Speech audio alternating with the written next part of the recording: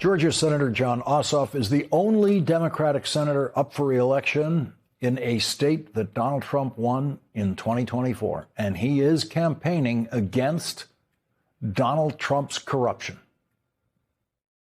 You aren't the problem. Neither are your fellow Americans. The problem is a corrupt and failing political system. The problem is that the people's elected representatives don't represent the people. They represent the donors and special interests. Corruption is why things don't work for ordinary people. This fight isn't just about politics. It isn't just about one man or one party. It's about power.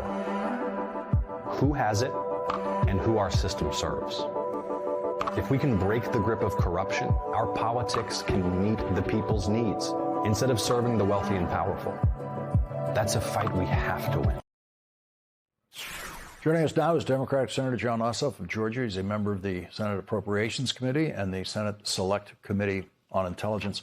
Senator, thank you very much for joining us tonight.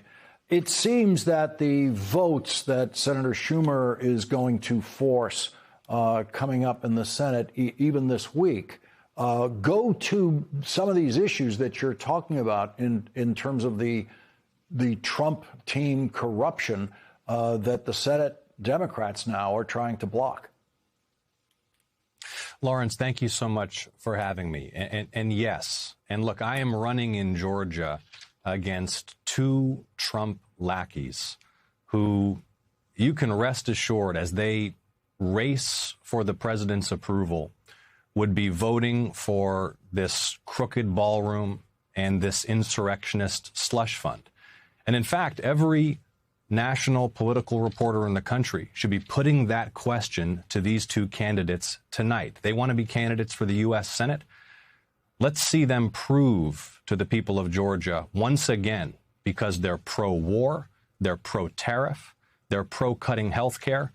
Let's find out where they stand on the crooked ballroom and the insurrectionist slush fund. And I want folks to understand the stakes of this race here in Georgia. As you said, I am the only Democratic senator running for re-election in a state that Donald Trump won, and I'm facing down two Trump loyalists. The GOP will spend hundreds of millions of dollars to try to defeat me in the toughest battleground state in the country. And there is no path back to the majority. There is no path back to stopping Donald Trump in the Senate without winning in Georgia. So this is something people can do right now to make a difference. I'm asking them to go to electjon.com and help me win this razor-close and essential Senate race in the state of Georgia.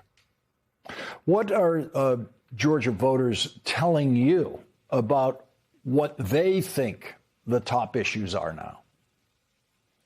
Lawrence, I am hearing from Republicans who come up to me on the street, or they approach me at the airport, or maybe they have my number and they give me a call, and they're telling me that they are voting for a Democrat for the first time this year because they've just had enough. The abuses of power, the blatant self-enrichment and corruption. While the American people face all-time high prices for rent and groceries and a meal out at a restaurant and the power bill, the people have had enough. And I believe that a mighty wave is building to rebuke these abuses of power and to restore checks and balances. But it's all, once again, as it has, election after election, going to come down to this race in Georgia, which is why, again, I'm asking people to go to electjon.com and help out our campaign.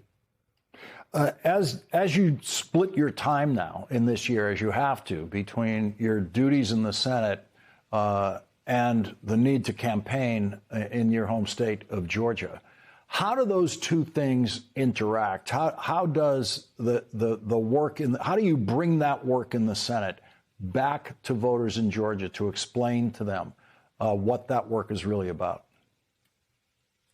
Look, just this morning, I was on the phone with leaders in the Valdosta community talking about our work to help strengthen Moody Air Force Base, to sustain it into the future. I am laser focused on delivering for the state of Georgia and doing my constitutional duty to hold an out-of-control executive accountable. And these two things go hand in hand, as does our obligation as citizens at this pivotal moment in our history to stand up and be counted. We have an opportunity this fall to send a message that will echo down for generations that these kinds of abuses of power will not be tolerated from a president of either party. It is an obligation that we have to meet this moment. We're ready to do that in Georgia, but it's going to be tough, and we need the country behind us. Senator John Ossoff, thank you very much for joining us tonight. Thank you, Lawrence.